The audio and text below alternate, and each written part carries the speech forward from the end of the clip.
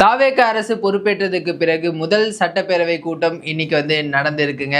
ஆளுநர் பேசியிருக்காரு, சபாநாயகர் பேசியிருக்காரு. பல்வேறு விஷயங்கள் ஆளுநர் உரையில இடம்பெற்றிருக்கு. அதுல பல்வேறு விமர்சனங்களும் எழுந்திருக்கு. எதிர்கட்சிகள் இதுக்கு ரியாக்ட் பண்ணியிருக்காங்க. பல கட்சி தலைவர்களும் பாராட்டு தெரிவிச்சிருக்காங்க. ஸோ என்னென்ன நடந்துச்சு அப்படின்றத இந்த ஒரு வீடியோ ரொம்ப தெளிவா பார்க்கலாம்.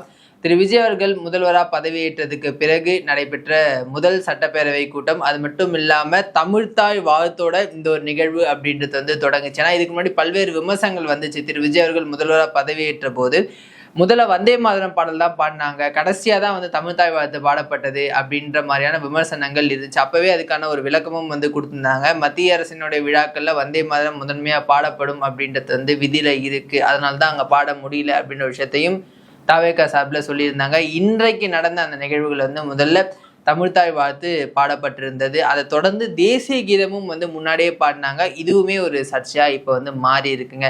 அதை தொடர்ந்து ஆளுநர் அவர்கள் அவருடைய உரையை படிச்சாரு. குறிப்பா கட்சி ஆரம்பிச்ச 2 வருஷத்துல திரு விஜய் அவர்கள் முதல்வரா பதவியேற்றிருப்பது ஒரு மிகப்பெரிய இமாலய சாதனை அப்படின்னு தன்னுடைய பாராட்டுக்களை சொல்லியிருந்தார். அது மட்டும் இல்லாம ஒரு விசில் புரட்சியே தமிழகத்துல நடந்திருக்குங்க. 67ல அண்ணா அவர்கள் ஒரு புரட்சி பண்ணாரு, 77ல எம்ஜிஆர் அவர்கள் ஒரு புரட்சி பண்ணாரு. அதன் பிறகு 2026ல திரு விஜய் அவர்கள் ஒரு மக்கள் புரட்சியை ஏற்படுத்தி இருக்காரு. ஒரு மிகப்பெரிய சாதனையா இதை நம்ம பார்க்கிறோம். அது மட்டும் இல்லாம 74 ஆண்டு கால அரசியல்ல தன்னுடைய ஆட்சியில மற்ற கட்சிகளுக்கு பங்கு கொடுத்திருக்கிறது ஒரு மிகப்பெரிய விஷயம் அப்படின்ற விஷயத்தையும் அவர் சொல்லியிருக்காருங்க. அது மட்டும் இல்லாம இந்த மேகதாது அணை தொடர்பாக நாங்கள் சட்ட ரீதியினான எல்லா நடவடிக்கைகளுமே எடுப்போம் அப்படின்னு சொல்லியிருக்காங்க. அதே மாதிரி முல்லை பெரியாறு அணை தொடர்பாக கேரளா அரசுக்கு எதிர்ப்பும் தெரிவிக்கப்பட்டிருக்குங்க. மும்மொழி கொள்கையை நாங்கள் எப்போவுமே ஏற்க மாட்டோம், மும்மொழி கொள்கையை ஏற்றாதான் நீங்கள் கல்வி நிதி கொடுப்பேன் அப்படின்னு சொல்றதை எங்களால் ஏற்றுக்க முடியாது, தமிழக அரசு இருமொழி கொள்கை தான் ஃபாலோ பண்ணும் அப்படின்றதுல ஆணித்தனமாக அவருடைய உரையில திரு ஆளுநர் அவர்கள் சொல்லியிருந்ததை நம்மளால பார்க்க முடியுது. அது மட்டும் இல்லாம கடந்த ஆட்சியில இந்த போதைப் பொருள் புழக்கம் அப்படின்றது ரொம்பவே அதிகமா இருந்துச்சு. அதை கட்டுப்படுத்த முந்தைய திமுக அரசு தவறிடுச்சு. ஆனா திரு விஜய் அவர்கள் அதை கடுமையா கட்டுப்படுத்திட்டு வராரு அப்படின்ற பாராட்டுக்களையும் தெரிவிச்சிருக்காங்க. மத்திய அரசு அந்த சாதிவாரி கணக்கெடுப்பு எடுத்த பிறகு தமிழக அரசு சமூக நீதி கணக்கெடுப்பு எடுக்கும் அப்படின்ற ஒரு விஷயமும் ஆளுநர் உரையில இடம்பெற்றிருந்தா நம்மளால பார்க்க முடியுது.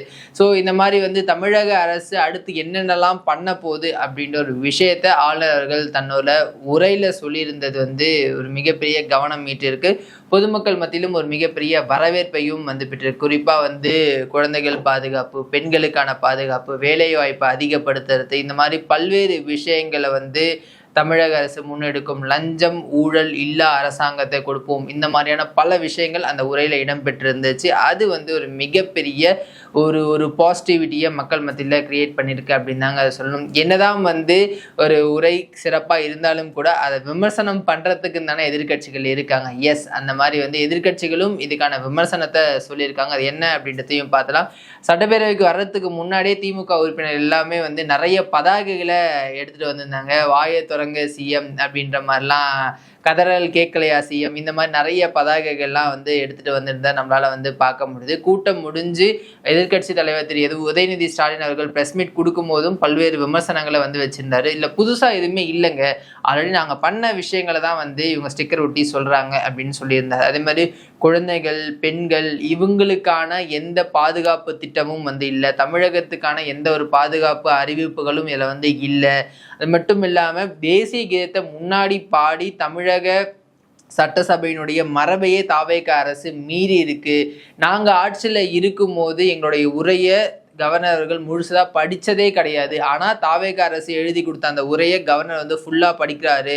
ஸோ அப்படின்னும் போது தாவேகா பாஜக இடையே ஏதோ ஒரு உறவு இருக்கிற மாதிரி தெரியுது. இந்த மாதிரி பல்வேறு விமர்சனங்களை திரு உதயநிதி அவர்கள் வச்சிருந்தாரு.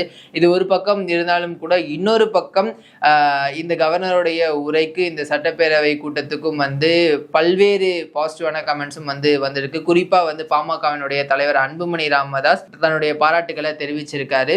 அதாவது சமூக நீதி கணக்கெடுக்கப்படும் அப்படின்ற ஒரு விஷயத்த நாங்கள் வந்து மனதார பாராட்டுறோம். ஏன்னா இது வந்து எங்களுடைய 46 ஆண்டுகால கோரிக்கையை இன்னைக்கு வந்து தாவேக அரசு நிறைவேற்றியிருக்கு. இதை உடனே வந்து செயல்படுத்தணும், எங்களுடைய பாராட்டுகள் அப்படின்ற விஷயத்தையும் அவர் வந்து சொல்லியிருக்காரு. மதிமுகவினுடைய பொதுச் செயலாளர் திரு வைகோ அவர்களும் வந்து தன்னுடைய பாராட்டுக்களை தெரிவிச்சிருக்காரு. லஞ்சம் ஊழல் இல்லா அரசாங்கம், அது மட்டும் இல்லாம பெண்களுக்கான பாதுகாப்பு, சமூக நீதி கணக்கெடுப்பு, இந்த மாதிரியான அறிவிப்புகளுக்கு வந்து நாங்கள் பாராட்டுக்களை தெரிவிச்சிருக்கோம். திரு விஜய் அவர்கள் வந்து தொலைநோக்கு பார்வையோட செயல்படுறாரு அப்படின்றத ஆளுநர் உரையிலேருந்து எங்களால் வந்து புரிஞ்சிக்க முடியுது அப்படின்ற விஷயத்தையும் திரு வைகோ அவர்கள் பதிவு பண்ணியிருக்காருங்க. இந்த மாதிரி பல்வேறு விஷயங்கள் வந்து இன்றைய சட்டப்பேரவை கூட்டத்தொடரில் நடந்திருக்கு. இந்த சட்டப்பேரவை கூட்டத்தொடர் அப்படின்றது வந்து வருகிற செவ்வாய்க்கிழமை வரையும் வந்து நடைபெறும் அப்படின்னு வந்து சபாநாயகர் அவர்கள் அறிவிச்சிருக்காரு. தினமும் காலை 9 மணிக்கு இந்த சட்டப்பேரவை கூட்டம் வந்து தொடங்கும். ஆளுநர் உரையின் மீதான விவாதம் வந்து நாளைக்கு நடக்கும் அப்படின்னு வந்து சொல்லியிருக்காரு.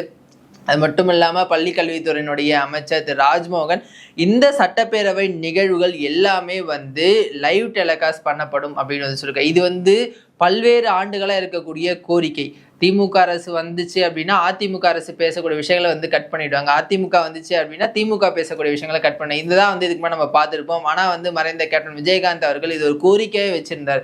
சட்டப்பேரவை நிகழ்வுகளை நீங்கள் வந்து லைவ் பண்ணணும், எல்லாமே எதையுமே கட் பண்ணாமல் நீங்கள் வந்து லைவ் பண்ணணும் அப்படின்னு வந்து சொல்லியிருந்தார். அதை இந்த தாவேக அரசு நிறைவேற்றி இருக்கிறதா நம்மளால வந்து பார்க்க முடியுங்க. ஸோ இப்படி பல்வேறு பாராட்டுகள் விமர்சனங்களோட இந்த சட்டப்பேரவை கூட்டம் முதல் நாள் அப்படின்றது வந்து முடிஞ்சிருக்கு. எலெக்ஷன் ரிசல்ட்டுக்கு பிறகு திமுக கூட்டணியிலிருந்து பல்வேறு கட்சிகள் தாவேகாவுக்கு வந்து வந்ததை நம்மளால வந்து பார்க்க முடியுது. அதுல ஒரு கட்சி தான் IUML. அவங்க வந்து அந்த ரிசல்ட் அந்த ஒரு கடிதத்தை கொடுக்கறதுக்கு முன்னாடி வரைக்கும் கூட திமுகவினுடைய நிலைப்பாடு என்னவோ அதுதான் எங்களுடைய நிலைப்பாடு அப்படின்னு வந்து சொல்லிட்டு இருந்தாங்க. ஆனா திடீர்னு வந்து தாவேக அரசுக்கு தங்களுடைய ஆதரவை கொடுத்தாங்க. இன்னைக்கு திரு விஜய் அவர்களுடைய ஆட்சி நடக்குது அப்படின்னா அதுக்கு IUML கட்சியும் ஒரு மிக முக்கிய காரணம் அப்படின்னு வந்து நம்ம பார்க்க முடியுது. அதுக்கு வந்து நன்றி கடன் செலுத்தக்கூடிய வகையில தாவேகாவினுடைய அமைச்சரவையில IUMLக்கு வந்து ஒரு அமைச்சரவும் வந்து கொடுத்திருக்காங்க. IUML அமைச்சரா வந்து திரு ஷாஜகான் அவர்கள் வந்து செயல்பட்டு வரக்கூடிய சூழல்ல அவர் பேசின ஒரு பேச்சு திமுகவினரை பயங்கரமா வந்து ட்ரிகர் பண்ணியிருக்குங்க. அதுக்கு அவங்களும் வந்து எதிர்வினை ஆற்றி இருக்கக்கூடிய ஒரு விஷயங்கள்லாம் இப்போ வந்து நடந்துட்டு இருக்கு. அதை தடுக்கக்கூடிய வகையில IUML தலைவர் திரு காதர் மொய்கின் ஒரு அறிக்கையும் வந்து வெளியிட்டிருக்காது. என்ன அப்படின்றது ரொம்ப டீட்டெயிலாக பார்க்கலாம். ஸோ இந்த வார்த்தை போர் அப்படின்றது வந்து திமுகவினர் காங்கிரஸார் இடையே வந்து நம்ம தொடர்ந்து பார்த்துட்டு வரோம். இப்போ அது திமுகவினர் IUML அப்படின்ற ஒரு போர்வையில் வந்து மாறி இருக்குங்க. சமீபத்தில் IUML அமைச்சர் ஷாஜகான் அவர்கள் பேசும்போது இன்னும் 50 ஆண்டுகளில் திமுக அப்படின்ற ஒரு கட்சியே இருக்காதுங்க, மொத்தமாக அதை வந்து துடைத்து எரியப்படும் அப்படின்ற ஒரு ஸ்டேட்மெண்ட்டை கொடுத்துருந்தது. அது மட்டும் இல்லாமல் திரும்ப திமுகவால் ஆட்சிக்கே வர முடியாது அப்படின்ற ஒரு ஸ்டேட்மெண்ட்டையும் கொடுத்திருந்தாரு. இது திமுகவினரிடையே ஒரு மிகப்பெரிய அதிர்வலைகளை ஏற்படுத்திருந்துச்சு. அவங்களும் வந்து ரியாக்ட் பண்ணியிருந்தாங்க. இந்த மாதிரி எங்களுடைய தயவுனால் தான் நீங்கள் வந்து ஜெயிச்சிங்க, திமுகவினருடைய ஓட்டுக்கள் இல்லைன்னா IUML வந்து ஜெயிச்சிருக்கவே முடியாது, இதெல்லாம் வந்து ஆணவத்தின் உச்சம் அப்படின்ட்டு வந்து திமுக சைட்லேருந்து தங்களுடைய எதிர்வினைகளை ஆற்றி இருந்தாங்க. ஸோ இது வந்து ஒரு மிகப்பெரிய மோதல் போக்காக மாறும் ஒரு சூழல் ஏற்பட்டு இருந்துச்சு. அப்போ தான் வந்து IUML தலைவர் காதர் மொய்தீனிடம் வந்து ஒரு அறிக்கை வந்துச்சு. அந்த அறிக்கையில் அவர் என்ன சொல்லியிருந்தார் அப்படின்னா, நீண்ட காலமாகவே நாங்கள் வந்து திமுகவுடைய ஒரு தோழமையில் வந்து இருக்கோங்க. கடந்த எலெக்ஷனில் வந்து பார்த்தீங்க அப்படின்னா அவங்க கூட சேர்ந்து தான் நாங்கள் வந்து போட்டி போட்டோம். ஆனால் மக்களுடைய தீர்ப்பு வேற மாதிரி அமைஞ்சிச்சு. ஜனாதிபதி ஆட்சி வரக்கூடாது அப்படின்றதுனால நாங்கள் தாவேகாவுக்கு ஆதரவு கொடுத்தோம். அவங்க வந்து எங்களுக்கு அமைச்சரவையில் பங்கு கொடுத்தாங்க. நம்ம யாரையும் வசைப்பாட வேணாம், திமுக நம்முடைய தோழமை கட்சி தான், அதனால IUML நிர்வாகிகள் யாரும் வந்து திமுகவை விமர்சனம் பண்ண வேணாம், தோழமையோட வந்து நம்ம வந்து இருக்கலாம், யாரையும் வசைப்பாட வேணாம் அப்படின்ற ஒரு ஸ்டேட்மெண்ட்டை வந்து கொடுத்திருக்காரு. இதன் பிறகாவது வந்து IUML நிர்வாகிகளுக்கும் திமுகவினருக்கும் இருக்கக்கூடிய இந்த மோதல் போக்கு அப்படின்றது வந்து முடியுமா அப்படின்னு வந்து நம்ம எதிர்பார்க்கலாம்.